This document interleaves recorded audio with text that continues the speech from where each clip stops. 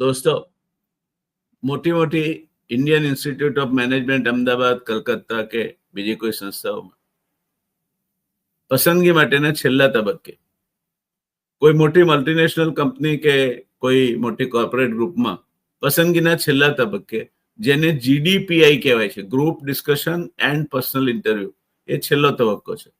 ત્યારે 5-6 જે ઉમેદવારો હોય છે બધાને ભેગા કરી એક વિષય મૂકવામાં આવે છે અને ચર્ચા કરવામાં આવે છે.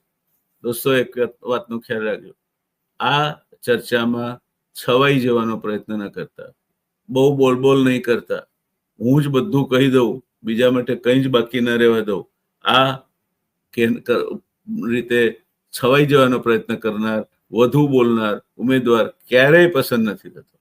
એનું કારણ એ છે કે સિનિયર લોકો છે જેના માટે તમે ઇન્ટરવ્યુ આપી રહ્યા છો, અથવા તો MBA જેવી IIM અમદાવાદની ડિગ્રી માટે તમે ભણવાના છો, એ લોકોમાં એક ગુણ હોવો જોઈએ, એ સાંભળે બધાને, એના કાન હંમેશા ખુલ્લા રહે, પોતાના બધા સાથીઓને સાંભળે અને પછી વિચાર કરી મગજથી અને પોતાનો નિર્ણય આપે.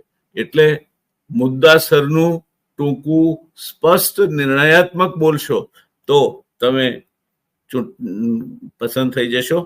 બોલે તેના બોર વેચાય, એ કહેવત અહીંયા સાચી નથી પડતી. અહીંયા તો ના બોલ્યામાં નવગુણ, જોઈ વિચારી નાપી તોલીને નિષ્કર્ષ સાથેની સ્પષ્ટ વાત કરશો તો સફળતા તમારી છે.